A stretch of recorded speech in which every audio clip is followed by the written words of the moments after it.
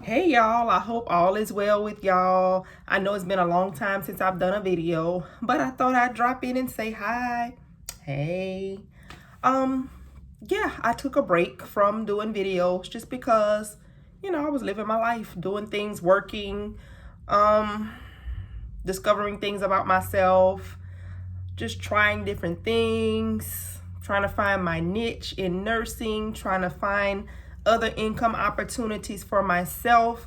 So I just thought I'd come by and give you an update on YouTube. For all of those who have been subscribed to me, you might have wondered, where have I been? Am I hiding under a rock? Kind of, sort of, I have been a little bit, but I decided to come and drop a video because I miss my engagement with you all. There was some interesting topics that we were able to engage in, so I decided that I wanted to do that again, but also come up with different topics, other interesting topics that we could discuss and ways that we could build each other up, just different things like that. Of course, everything on a positive note, and everything for encouragement purposes and to build each other up. So yeah, I'm back, y'all. I'm back. First thing I want to talk about is, where have I been? I've been living my life. As you all know, this is my first post-COVID video, I think. I believe my last video probably was right at the beginning of COVID. So this could be a post-COVID video. A lot of things have changed for so many of us, and just have to be safe, y'all. No one knows about all these different variants of this disease, this virus, where it comes from, really. There's many different theories on the history of this virus, but who knows, and who knows how long it's going to take before it is under control. So that's the world we're living in right now. So now we're trying to, everything will be related to COVID. Like, remember when we used to do this pre-COVID, and now we're doing this? Oh, was it pre-COVID or post-COVID? Everything in relation to time is going to be pre-COVID, post-COVID. So this is a post-COVID video, y'all. What I'm doing, I know the last time I did a video, I was doing population health, which was disease management and case management for one of the largest insurance companies here. Well, I did that a little over a year, and the dynamics of that job started to change. It became more demanding, and I felt like it was just too much. Working from home was great. It was convenient at times. However, it's great to be able to work from home, but sometimes just because you can do something doesn't mean you should. For me, with that job in particular, I felt because I was working from home, there were more eyes on me. So you have to run a tight ship when you're working from home, and you have to be really, really disciplined. And I'm not gonna lie, I started getting comfortable. So, and also I was kind of missing the hands-on patient interaction and patient care. I was kind of missing that aspect of nursing. I wanted to be more hands-on without being on the hospital floor. So that was also something. And just the way the company started handling their employees and the direction that I saw it was going in, it looked like I needed to bow out gracefully and go on and do something else. So September of 2020, I started doing research nursing. And this is a field that is very different from floor nursing, from any other type of nursing. It's like a totally different beast. But it's been interesting. I've been learning so much, and I really, really enjoy it. And I actually think that research might be my niche. And why I'm saying that is because I still get to perform patient care.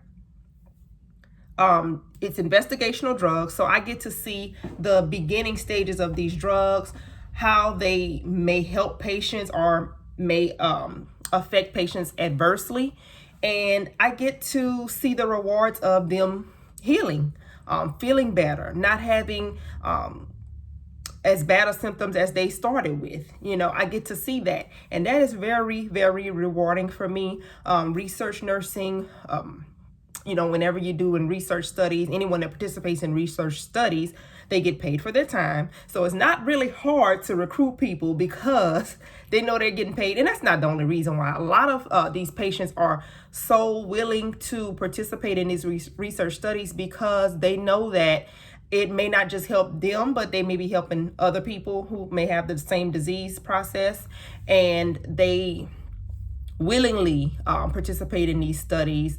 And it's just really interesting to learn about the mechanism of actions in many of these drugs and how they affect people, how they are processed through each individual's body, how your DNA correlates to how the medicine works. I mean, it's just so many different aspects of learning in research, and like the medical terms. There's your medical terminology, and then there's research terminology, which is a whole new world. And so I'm still learning. I'll be there a year in September, and I still feel like, I'm brand new to it. So, but I've learned a lot since I've been there. I've done pulmonary function tests since I started there. We do EKGs also. We do a lot of blood draws. We process our own labs. Sometimes I'm even the courier. Okay, I will deliver these lab samples, these specimens and stool samples and all kinds of stuff, biopsy samples, have to deliver that to whatever courier, whether it be FedEx, UPS, just depending on the sponsor. And so I'm doing all of that. And I really, really love it. I think that it is my niche. I'm no longer doing PRN nursing on the hospital floor. Something I thought I'd be doing for a while now, at least for 5 years. That's what I was aiming for at first. But let me tell you, and I actually didn't stop doing PRN nursing because of COVID. I actually stopped doing PRN nursing because of the lack of staff, the lack of support staff. As you know, I was working as needed in the hospital while still having my full-time job because I just wanted to maintain my skills and, keep that bedside manner and stay up to date on everything that's going on with patient care. So July of 2020, I worked my last shift. Or either I worked my last shift. I think I worked my last shift. Yeah, because I want to say it was 4th of July, actually. And I picked up on my unit. That was my last shift. And shortly after that, I sent my letter of resignation. I was like, I can't do this anymore.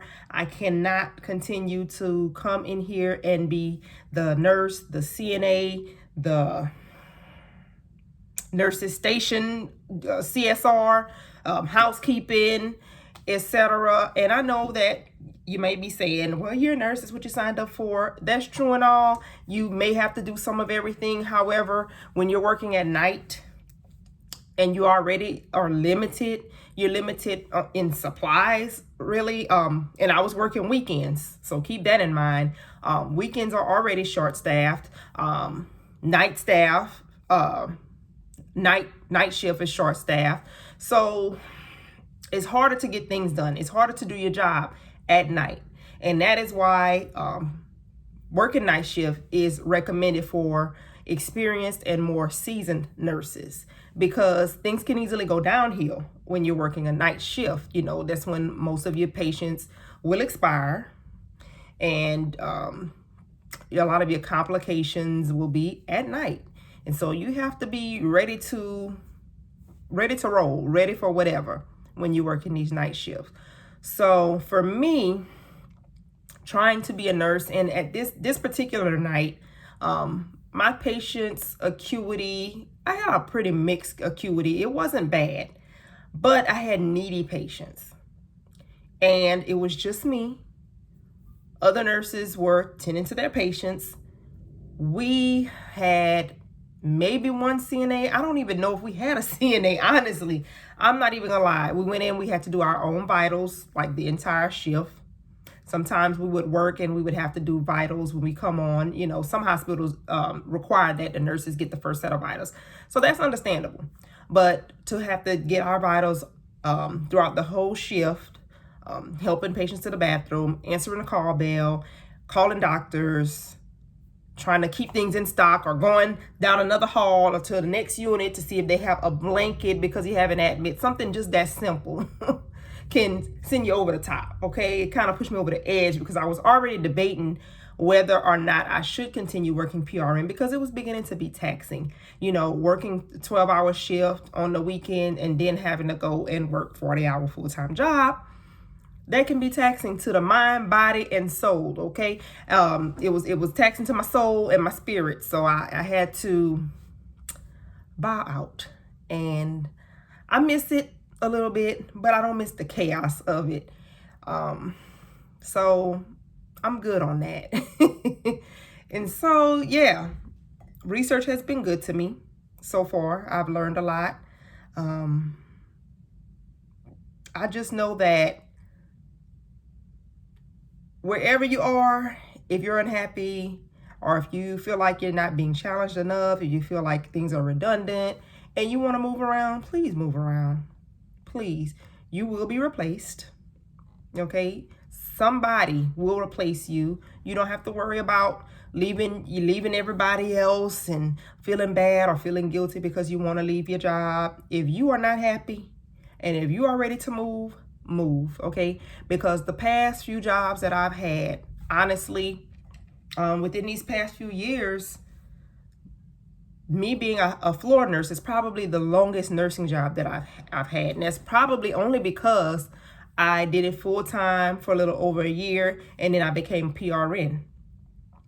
Other than that, every one of my nursing jobs, I probably would have been at a year to a year and a half. I didn't stay because it got to a point where, you know, I would go into jobs with these rose-colored glasses and everything was great. And then it will go downhill once you get further down the line. And the longer you get there, the more you start to see things. You start to see how these companies run. And you start to realize how much none of these companies really care about you like that. So just like they're going to look out for themselves, you have to look out for yourself. You look out for your well-being, okay? And you do what's best for you, okay? Because for me, I was working for the insurance company, and we had to call and check up on patients, make sure they're okay. Sometimes we had to do psych referrals, different things like that. You know, it got to a point where I started to deal with depression, and I had to remove myself from that situation because I wasn't okay mentally. And I was like, how am I going to continue to check on people and call these members, which is what we called them. They weren't patients with insurance, they're members. I'm like, how am I going to continue to call these members, check on them and make sure they're okay and I'm not okay? Not cool. Not cool at all. And there were resources that company provided, and that was great and all. However, for me, that job became a stressor. And I had to seek help for myself. I had to seek professional help, and that's okay. And I got in a much better place. You know, once I did, it's something that I need to continue doing because I recommend that for everybody, you know, especially now. If you have not seen a professional counselor and just been able to talk, to vent to someone, I would strongly advise you to do that. It's nothing wrong with it. It should be part of your health maintenance. And it's very, very necessary. I needed that, y'all. And I needed to step away from that job because it was becoming taxing to my spirit, like I said. And went into research, and it has been rewarding thus far. However, what I will say, because these are all companies and they all look out for themselves. So keep that in mind. No matter where you go, look out for yourself because they're going to always look out for themselves, okay? Whether you're in the private sector, working for the government, hospitals, nonprofits, whatever the case may be, keep that in mind. They're always going to be focused on their bottom line. So I need you to be focused on yourself first and foremost. Okay? That's it. And that's all, Paul. So with that being said, there's some other things that I'll be doing. Excuse me, y'all. Y'all like my mug?